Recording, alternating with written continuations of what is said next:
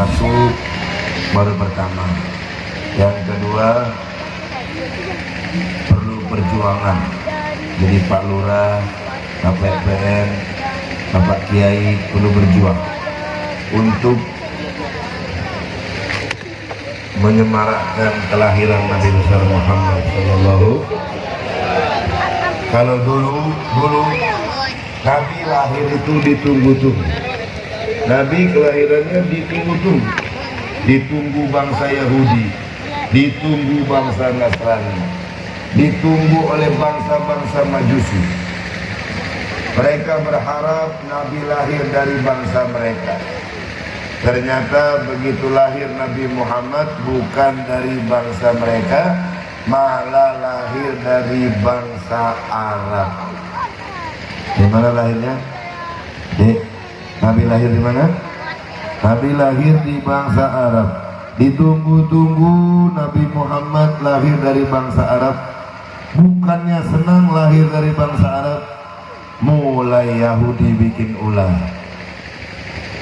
Saat tahu Nabi Muhammad lahir dari Makkatul Mukarramah, bukan dari bangsa Israel, bukan dari bangsa Nasrani, mulai mereka yubaddiluna kalimat Allah. Mereka mengganti kitab-kitab Allah, kebesaran-kebesaran Allah mereka mulai berdusta. Kenapa? Mereka tidak rela, mereka tidak ikhlas, mereka tidak setuju dengan Allah Subhanahu wa Ta'ala yang melahirkan Nabi Muhammad dari tengah-tengah bangsa jahiliyah. Tengah bangsa apa?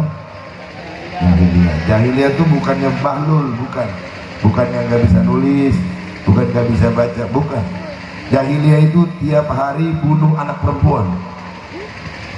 Tiap hari membunuh anak perempuan, itu jahiliyah. Jadi Nabi Muhammad itu dilahirkan di tempat orang membunuh anak perempuan, karena anak perempuan dianggap tidak bermanfaat kecuali untuk memuaskan hawa nafsu kaum Hawa, kaum Adam. Tuh anak perempuan tuh. Kalau anak laki masih kecil begini, dia sudah diajarkan main pedang, diajarkan main panah, diajarkan berkuda, dan diajarkan membunuh. Itu bangsa jahiliyah. Kalau malam kerjaan mereka dangdutan. Kalau sekarang kita bilang malam dangdutan, pasarnya itu pasar penjualan manusia. Jadi dari situ penjualan manusia, perempuan seret-seret 4 orang tadi jual.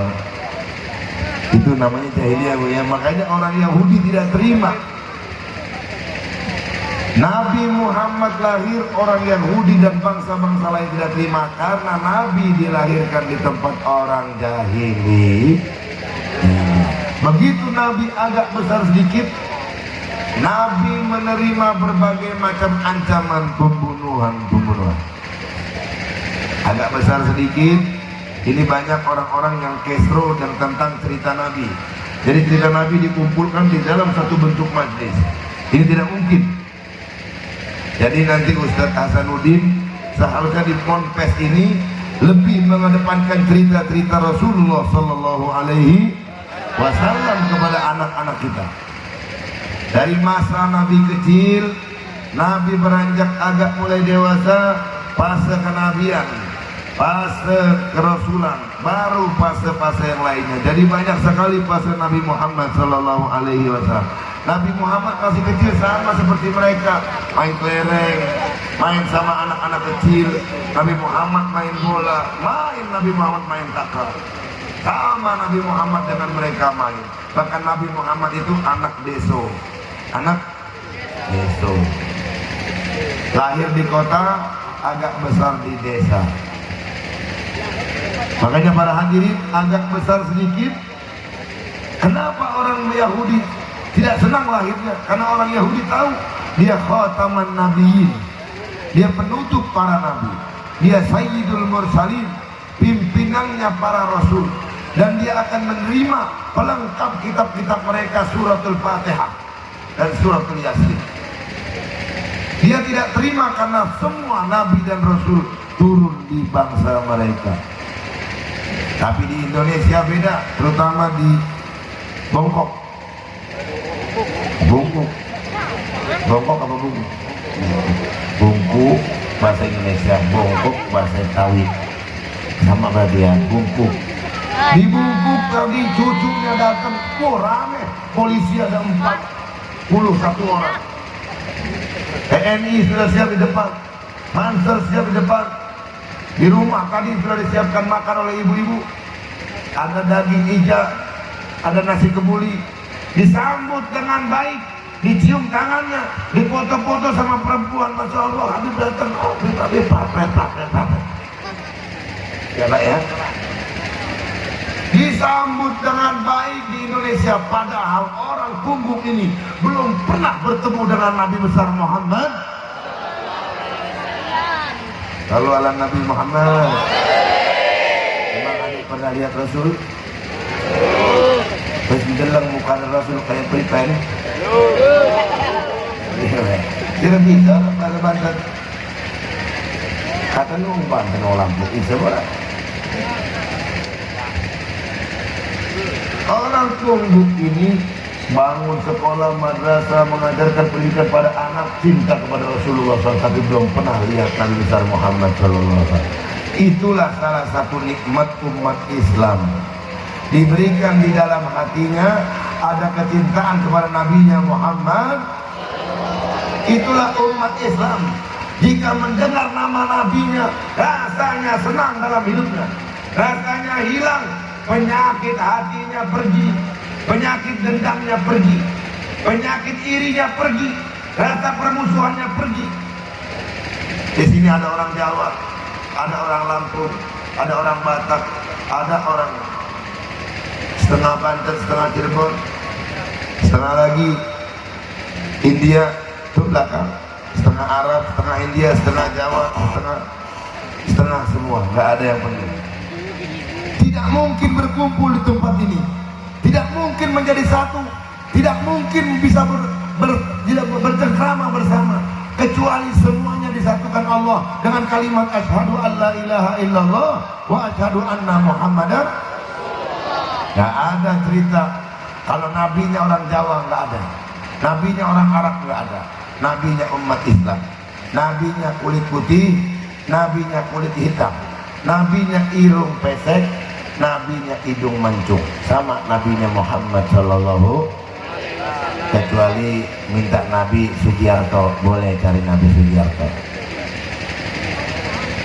Ini salah satu rahmat, wa ma arsalnaka illa rahmatan lil alamin. Penuh panjang perjuangan, dan inilah maksudnya kita mengadakan rutinan Maulid Nabi Muhammad Sallallahu Alaihi Wasallam yang sudah muter di bagian Lampung Timur, bagian timur. Kalau tidak salah sudah 16 kecamatan lebih. Ini setiap 1 bulan sekali. Untuk apa? Menumbuhkan rasa cinta kita kepada Nabi besar Muhammad Sallallahu Alaihi Wasallam. Yang pertama. Yang kedua, untuk memupuk tali persaudaraan kita, memupuk persahabatan kita. Tidak ada sekat antara orang mukmin dengan orang mukmin. Tidak ada sekat antara muslimin dan muslimah.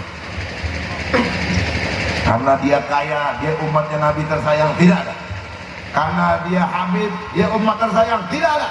Karena dia kiai, tidak ada. Semuanya umatnya absus salam bainakum tahabu.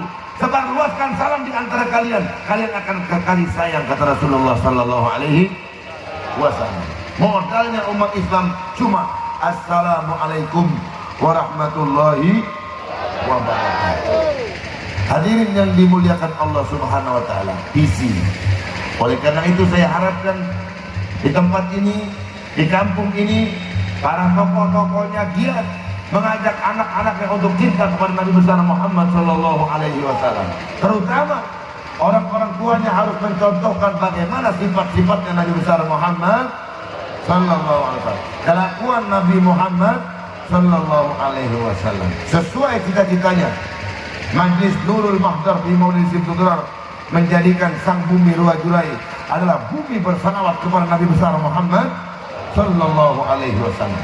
Sedangkan visi dari majlis saya, Majlis An-Nur yang saya bentuk, akan menciptakan bangsa Indonesia wabil khusus kampung berakhlakul karimah, mengikuti Nabi besar Muhammad Sallallahu Alaihi Wasallam. Kalau dia menjadi gubernur, dia harus berakhlak seperti akhlaknya Nabi. Kalau dia menjadi bupati, dia harus berakhlak seperti akhlaknya Nabi besar Muhammad. Kalau dia menjadi lurah, dia harus mencontoh akhlaknya Nabi Muhammad. Paling kecil, kalau dia berumah tangga, dia harus mencontoh perjalanan Nabi besar Muhammad sallallahu alaihi wasallam. Oleh karena itu, jika memang betul-betul terjadi di kampung ini, insya Allah seperti tadi Pak Muhammad Nur Hasan bilang, bahwa akan menjadi qaryatun thayyibatun wa rabbun ghafur, akan menjadi tempat yang diberkahi oleh Allah Subhanahu wa ta'ala. Nabi datang di orang yang sangat bengis, Nabi datang di manusia yang sangat kasar, Nabi datang di manusia yang sangat bodoh. Setelah Nabi datang, yang bengis jadi orang paling terbaik di dunia, orang yang paling jahat menjadi orang yang paling lembut, orang yang paling kasar menjadi orang yang paling halus dan sopan santun. Kenapa? Karena melihat sosok budi pekerti Nabi besar Muhammad sallallahu alaihi wasallam. Kenapa badan kita kasar? Kenapa bawaan kita kasar? Bukan bawaan kita yang kasar, karena kita tidak pernah mau mencontoh Nabi besar Muhammad sallallahu alaihi wasallam. Sehingga terjadilah di mana-mana pembunuhan, di mana-mana perampokan, di mana-mana pemerkosaan. Naudzubillah min dzalik. Dan yang terakhir, insya Allah sholawat ini akan membendung aliran-aliran sesat yang sedang betul-betul seperti keran baru dibuka di Indonesia. Indonesia seakan-akan jadi pasar aliran sesat. Di mana saja tumbuh. Apa sebab tumbuhnya aliran sesat ini? Ini semua karena kebodohan. Karena kebodohan, karena umat ini, bangsa ini tidak mau menuntut ilmu, tidak mau men-sharing, menyaring apa yang mereka dengar, apa yang mereka lihat dari internet. Seakan-akan anak kita ini penuh diberikan isi di internet, padahal otaknya belum sampai kepada hal-hal tersebut. Dan banyak kawan-kawan kita yang baru ingin belajar, baru sekali ingin menuntut ilmu, salah jalan. Karena apa? Karena melihat casing, bukan melihat isi. Akhirnya negara kita jadi bingung mencari guru. Tapi ingat, berpegang teguhlah kepada Ahlus Sunnah wal Jamaah. Insya Allah dengan majlis seperti ini, insya Allah dengan sholawat seperti ini, kampung kita, keluarga kita akan dibentengi oleh Allah Subhanahu wa ta'ala. Kalau Habib, adik-adik, hanya datang 1 bulan sekali. 1 bulan sekali itu untuk memberikan semangat, memberikan support. Saya keliling seluruh Lampung, ke kota Bumi, ke Ogan, ke seluruh masuk-masuk ke negeri-negeri pelosok-pelosok Lampung, dan mereka bersolawat kepada Nabi besar Muhammad sallallahu alaihi wasallam, ingin satu perubahan dari kampung mereka menjadi kampung yang lebih baik, menjadi kampung yang lebih mengedepankan akhlak-akhlak Nabi besar Muhammad sallallahu alaihi wasallam. Yang terakhir juga, kalau bapak-bapak tahu, ibu-ibu tahu pahala sholawat malam hari ini, niscaya ibu-ibu menjadikan setiap malam ibu bersolawat kepada Nabi besar Muhammad sallallahu alaihi wasallam. Kalau bapak-bapak tahu pahala pada malam hari ini, siapa yang akan hadir di tempat ini, di kampung ini, niscaya bapak-bapak, ibu-ibu akan mengadakannya setiap hari di rumah masing-masing untuk mendatangkan Nabi besar Muhammad sallallahu alaihi wasallam, untuk mendatangkan pahala-pahala, untuk menjadikan negerinya lebih tentram, lebih adem, lebih ayem, dan akan menumbuhkan tokoh-tokoh besar nanti yang memegang bangsa ini, yang memimpin bangsa ini sesuai dengan kehendak Islam dan sesuai dengan harapan baginda Nabi besar Muhammad sallallahu alaihi wasallam. Ya betul?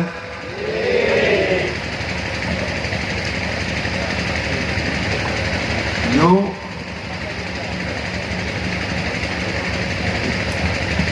Hadirin yang dimuliakan Allah Subhanahu wa ta'ala, bukunya namanya Siftul Duror, itu harganya 25.000, lebih mahal rokoknya daripada bukunya. Insya Allah harus punya. Itu salah satu kewajiban. Banyak sekali saya lihat di belakang juga belum punya buku. Insya Allah kalau kita punya buku, bukti kita cinta sama Rasulullah Sallallahu Alaihi Wasallam. Qasidahnya di fotokopi lebih bagus, karena ini rutinan bukan undangan. Ini rutinan. Jadi kita harus tertib dalam berpakaian, dalam berakhlak dan segalanya pokoknya insya Allah. Mudah-mudahan yang terakhir saya terima kasih sebelum kita marhaban. Kita nanti marhaban dulu dan masih ada 3 pasal lagi. Kita selesaikan sampai doa. Mudah-mudahan insya Allah selesai nanti. Saya juga Habib Umar minta maaf kepada tokoh-tokoh, kepada masyarakat seputarnya, dan berterima kasih banyak atas jamuan-jamuannya. Mudah hanya Allah Subhanahu wa Ta'ala yang sanggup membalasnya. Amin ya rabbal alamin.